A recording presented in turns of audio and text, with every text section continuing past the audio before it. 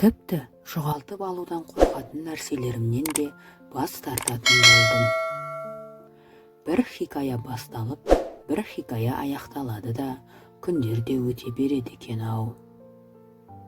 Сені жолдың басында тастап кеткен адам қуанышыңды ұрлайды. Жолдың ортасында тастап кеткен адам мазаңды ұрлайды. Ал жолдың аяғында тастап кеткен адам өміріңді ұрлайды. Біздің бар кінәміз бетпердеге толған ортада адал болғанымыз. Ер адамдардың арасындағы достықта жиі кездесу шарт емес, қиын жағдайларда жолығу, шынайы достық пен бауырмалдық жеткілікті. Арыстанға ор қазсаң, тереңірек қаз, өйткені одан шығып кететін болса, өзіңді тірідей көміп тастайды. Егер менің құлағанымды көрсең, маған көмектесуге тырыспай-ақ қой. Тек сұңқарлардың қалай тұрып кететініне қарап сабақ алсаң болғаны. Тұқым өзінің ішінде үлкен ағаштың жасырынып жатқанына өзі сенетін бе еді? Сенің де іздеп жүрген нәрсең ішіңде жасырынып жатыр. Қарапайым ғана түсініспеушіліктен кейін дұшпаныңа айналған дос әрқашанда жауың болған, алайда сен оны байқамағансың. Ешбір ит үрейіңді, ешбір адам мұқтажыңды сезбесін, өйткені екеуі де тістейді. Алланың өзі сақтамаса, біз аяп тұрған адамдардың орнында өзіміздің де болуымыз әбден мүмкін. Ең әділ сот ақырет соты, ондағы куәгерлер періштелер, ал қазы әлемдердің раббысы. Алайда өкініп қалма. Құстар дән шашылған терезені еш уақытта ұмытпайды. Жүректер де сол сияқты, жақсы сөздерді ешқашан ұмытпайды. Өкініштісі, төңірегіңде жауыздықты жиі көресің, ал себептерін мүлде көрмейсің. Ағаш өзіне қағылған шегеге мені қатты жараладың ғой депті. Ал шеге оған, егер менің басыма түскен соққыны көргеніңде еді, мені сөзсіз кешірер едің депті. Кейде біз қарсыласудан қорыққандықтан емес, бойымыздағы қалған соңғы жақсы қасиеттен айырылып қалудан қорыққандықтан ғана қашамыз. Уақыт өте келе, шам өмірін жалмаған нәрсе үнемі құшағында алып жүрген жұқа жіп екенін түсінеді. Кімді ар ұжданы тәрбиелемесе, оны сөзсіз өмірдің өзі әртүрлі сынақтармен тәрбиелеп алады. Кейбіреулер сені жаман болғандығыңнан ғана жек көрмейді, өйткені сен келетін болсаң, олар көрінбей қалады. Егер олар сені жиі оңашалауыңның себебін сұрайтын болса, мен сендерге көрінбейтін жараны тігіп жатырмын deyip айта сал.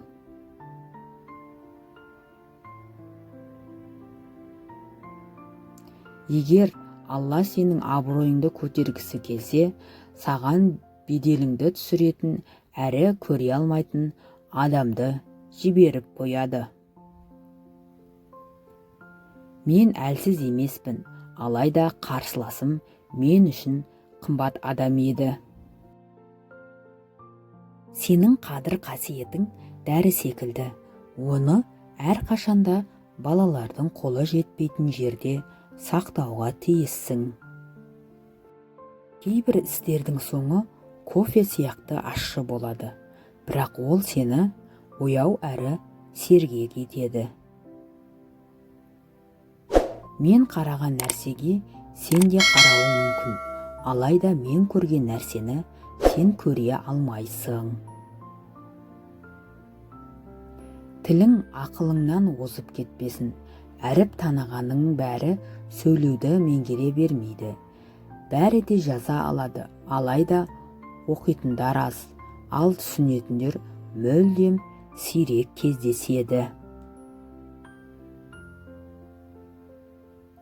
Пенденің мәртебесін көтеретін 4 қасиет бар. Мейлің білімі мен амалы аз болса да, ол жұмсақтық, кішіпейілдік, жомарттық және көркем мінез.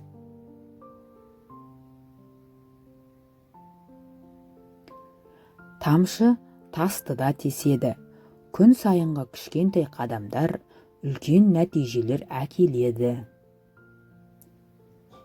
Басқаның баспалдағымен өрмелеме. Өз арманың үшін еңбек ет, өзгенікі үшін емес. Желді күтетін адам ешқашан жүзбейді. Әрекет ет, идеалды сәтті күтпе. Ештеңе мәңгілік емес. Кез келген уақытта бәрі өзгеруі мүмкін. 5 күн мына жалған тіршілікте бір-бірімізге тек жақсылық жасайықшы. Өмірімде қанша қиындық көрсем де, жүрегім әлі де ғажайыпқа сенеді. Шыншылдық ізгілікке, ал ізгілік болса жұмаққа бастайды. Адамның көңіліне қарап сөйлеу үлкен имандылықтың белгісі. Дүние мен ақырет батыс пен шығыс сияқты, біріне жақындасаң, екіншісінен ұзайсың. Қазір саған қанша қиын болғанмен, алда бәрі жақсы болады. Алла шыдамды пенделерін жақсы көреді. Адамға мүмкіндік бір-ақ рет берілмейді, бір-ақ рет берілетін ол өмір. Жабырқаған сәттерде мұңайма сен, өмір әлі болып кетер шырайлы әсем. Бәрі жақсы болады, ең бастысы, жаратушы тәңірің Құдайға сен. Қайғысы келсе жасыма, байып кетсең тасыма, не келіп не кетпейді адамзаттың басына. Міні жоқ адам болып көрінуге тырыспа, кемшілігі жоқ адамның артықшылығы да жоқ. Арзан адамға қымбат сөзіңді қор қылма. Кім не десе де өз еркі мен туралы, бақытсыз емеспін мен туғалы. Анда-санда болатын сәтсіздіктер өмірімнің жай ғана бір шумағы. Өкінбе жалғыз жүрмін деп, несіне өмір сүрдім деп, бәрінің де аты жалғыздық, келеді бәрі бір-бірлеп, кетеді бәрі бір-бірлеп. Түтіп жеп тұс-тұсыңнан талауға әзір, арамда, алаяқта, араңда жүр. Алланың өзі қорғап қолдамаса, адамды аямайды адам қазір. Адамның бүкіл өмірі өзін өзі жұбату, өзін өзі алдау. Талас тартыс жоқ болса, өмір абақтыға айналар еді. Мен қанша биікке көтерілсем де, халқымнан төмен екенімді ешқашан ұмытқаным жоқ. Адамның айтқанын 1000 сөзінен гөрі жасаған бір ісі оның қандай екенін көрсетіп береді. Барлығы сіз ойлағандай болады, тек сабырмен күте біліңіз. Атағың аспандап айға жетіп тұрса да, қанша жерден бай, мықты, сұлу болсаң да, Алланың алдында дәрменсіз құл екеніңді ұмытпа. Алла кісіге шамасы келетін міндетті ғана жүктейді. Сен сабыр еткен сайын, Алла сені жақсы көреді. Ешкім түсінбесе де шындықтай, ешкім бағаламаса да жақсылық жақса. Ашулы кезіңде жауап қайтарма, қуанышты кезіңде уәде берме, ренжіген кезіңде шешім қабылдама. Құдай сені бақытты еткісі келсе, ең қиын жолмен алып жүреді, себебі жеңіл жолда бақыт жоқ. Өкінбе, өкпелеме бүгініңе, өмір болмайды түңілуге, мәңгі сені жазбаған сүрінуге, қайта тұрып хақың бар жүгіруге.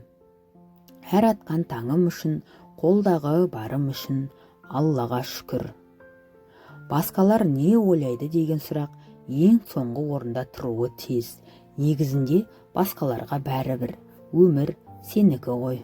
Алла елшісі саллаллаху алейхи уассалам: расында шын сөйлеу жақсылыққа жеткізеді, жақсылық жәннатқа жеткізеді. Егер де бір кісі шын сөйлеуге дағдыланса, ол Алланың алдында шыншылдардан болып жазылады. Расында өтірік сөйлеу жамандыққа жетелейді, жамандық түбі тозаққа жеткізеді. Егер де бір кісі өтірік айтуға дағдыланса, ол Алла алдында өтірікшілерден болып жазылады деді. Біреуге ұнайтын нәрсені емес, өзіңе ұнайтын затты таңда. Әр күн жаңа мүмкіндік, оны дұрыс пайдалана білу қажет. Қиындықтарды жеңгенде ғана шын күшіңді көрсетесің.